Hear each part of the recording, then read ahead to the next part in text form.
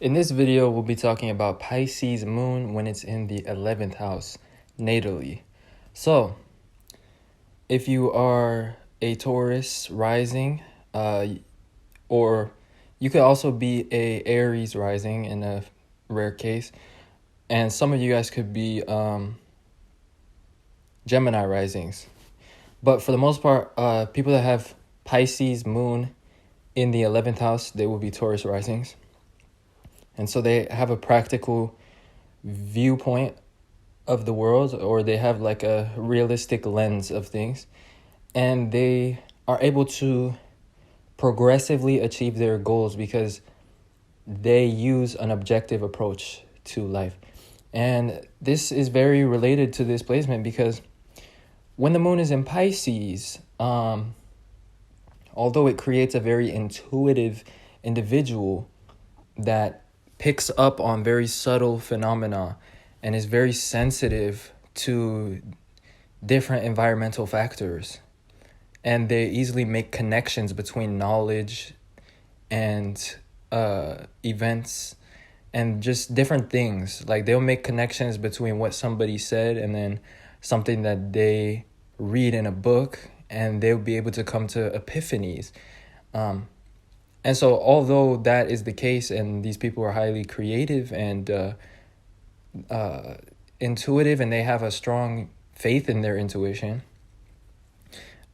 since the moon is in the 11th house of logic, these individuals will try to make sense of their epiphanies or try to make sense of their hunches.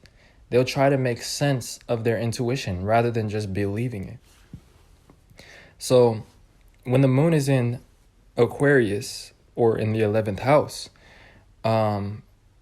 it indicates that somebody likes to take a logical approach to things rather than an emotional approach. And they have a lot of control or power over their emotions. But with that being said, the moon is in Pisces, and Pisces is the 9th sign from Cancer, which is the sign of the moon. So when the moon is in Pisces, there's a 9th house influence, which is about expansion. It's about revelations, epiphanies, knowledge, blessings, and gifts of information and knowledge.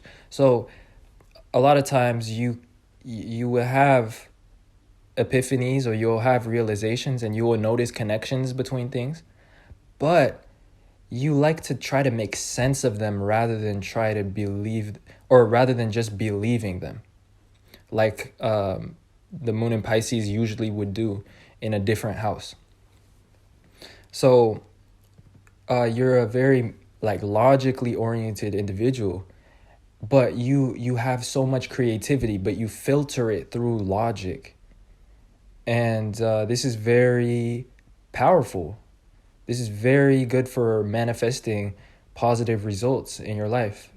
And in order to make your approach practical and realistic, which is the theme of your ascendant, because most of you guys will be Taurus risings.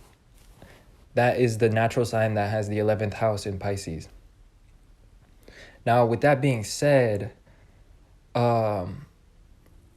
yeah, like I said, you like to filter your realizations and your emotions through a system of logic, and you do this in order to make more sense to others, and also in order to practically apply things. So a lot of times you like to create systems.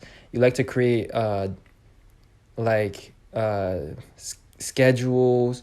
You like to create lists or like a step-by-step plan of how to make your imagination a reality, how to make your dreams a reality, or sometimes you like to map out your intuition, or you like to map out your feelings about things. So like you'll have a hypothesis and you'll write down like that hypothesis, and then you'll think about it, and you'll think about whether it makes sense or not using intelligence and logic. So on the other hand, the 11th house is about change. And with the moon in the 11th house, this indicates that you're somebody that is sensitive to change, especially sudden uproars or sudden shocks. But you're able to cope with change. And since you have this intuitive ability, you're able to sense changes before they happen. And you're able to have an innovative mindset because you just get information, you get creative ideas, and you're the one that likes to innovate. And you're known as an innovator. Your career is likely very innovative because the 10th house would likely be in Aquarius if you have the 11th house in Pisces. So generally speaking, though, you have this hunch about change. You realize when a new technology is going to change the world. You'll realize when there will be changes in social situations or in society. And so 2019 or 2020 was likely a year that you had a lot of premonitions. You realized a lot of things, especially with Uranus entering your sign of Taurus. So that indicates that Tauruses are going through changes and they're becoming more innovative. And usually Tauruses are very stable. But since you are a Taurus with the moon in the 11th house, you may not actually be comfortable with change, but you're able to cope with it. And you're able to actually get ahead and to innovate and to ride the wave and to become the next status quo or become the next example of what it is to be successful or what it is to thrive in a new social condition or in like new environments or with new groups of people. So you have that ability to adapt and to innovate, and you use creativity and logic together in order to establish yourself and to ride the waves, to ride the current of change, and to ride different trends or to be a trendsetter. You often start things before they're even trends, because that's just the influence of the 11th house. And the moon shows us an area that we tap into creatively in order to do things. And that's what makes you more adaptable to change and more innovative, and more financially savvy as well. You have a lot of ideas for streams of income because of this practical mindset you have, and also all this creativity and this intuition that you have. Yeah, so with that being said, that pretty much covers what I wanted to cover for this placement in a nutshell.